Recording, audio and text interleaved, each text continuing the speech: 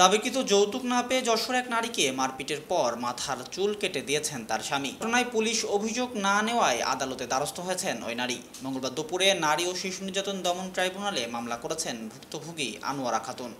আদালতে দায়ের করা অভিযোগে উল্লেখ করা হয়েছে 2016 সালের 15 মে যশোরের বাঘারপাড়া উপজেলার সিলমপুর গ্রামের জামশের আলীর মেয়ে আনোয়ারা খাতুনের সাথে মেহেরপুরের মুজিবনগর উপজেলার আনন্দবাজ গ্রামের নাজিম উদ্দিনের ছেলে তরিকুল ইসলামের বিয়ে হয়। বিয়ের সময় স্বর্ণালংকার সহ 2 লাখ টাকার মালামাল উপহার হিসাবে দেওয়া হয়। চলতি বছরের জানুয়ারি মাস থেকে ব্যবসার জন্য 3 লাখ টাকা যৌতুক দাবি করে তরিকুল ইসলাম।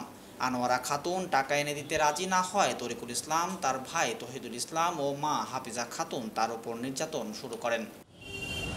গত 27 তারিখে আমার শ্বশুর বাড়ি থেকে যৌতুকের টাকার জন্য আমাকে খুব মারধর করে।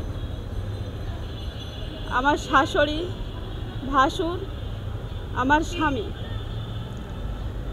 খুব অত্যাচার করে, মারধর করে আমাকে আমার সন্তান সহ বাবার বাড়িতে পাঠিয়ে দেয়।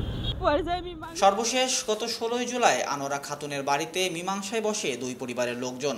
এরপর আনোয়ারা খাতুন ও তার সন্তানকে নিয়ে মাইক্রোবাস যোগে মেহেরপুরের উদ্দেশ্যে রওনা হন তরিকুল ইসলাম, তার ভাই ও মা। প্রতিমধ্যে যশোরের বাঘারপাড়া উপজেলার রায়পুরের বিপুল ফারাজির ইটভাটার সামনে পৌঁছালে আনোয়ারা খাতুনকে গাড়ি থেকে নামিয়ে মারপিট করা হয় এবং তার মাথার চুল কেটে দেয়।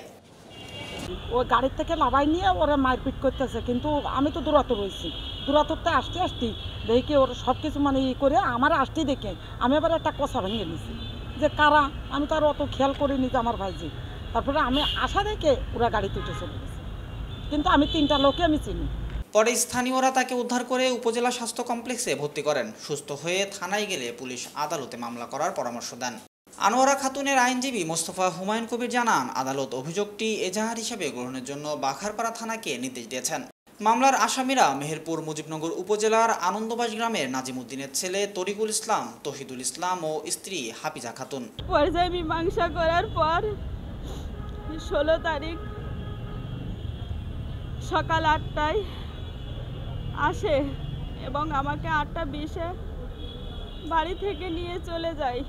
নিয়ে যেয়ে বাসার থেকে সামান্য সামনে ইট ভাটার পাশে ফারাজি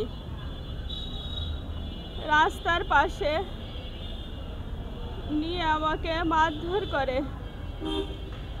আমাকে বলে, তুই যৌতুকের টাকা দিবি না, আবার তুই সংসার করতে চাস, এইখানেই তোকে মেরে ফেলবো, এইখানেই তোকে শেষ করে ফেলবো। তার স্বামী, তার দেবর এবং তার শাশুড়ি তাকে 3 লক্ষ টাকা যৌতুকের দাবিতে গত 16 তারিখে সকাল 8টার সময় মারপিট করে, ব্যাপকভাবে মারপিট করে এবং তার মাথার চুল কেটে নেয়। এটা একটি অতি অমানবিকতা। এই বিষয়টি নিয়ে থানায় মামলা করতে গেলেও মামলা গ্রহণ করেননি। পরবর্তীতে আমাদের জানেন যে ব্লাস্ট একটি আইন সহায়তা সংস্থা, বেসরকারি আইন সহায়তা সংস্থা, সে সাহায্য সিট করে বলে আমরা তাকে সাহায্য করি এবং আমরা বিজ্ঞ আদালতে নারী ও শিশু নির্যাতন দমন আইনের 11(খ) এবং 11(গ) ধারায় মামলা করি। বিজ্ঞ আদালত মামলাটি আমলে গ্রহণ করে সরাসরি এফআইআর দাখিলের নির্দেশ প্রদান করেন বাঘারপাড়া থানাকে। ডেস্ক রিপোর্ট, দৈনিক কল্যাণ।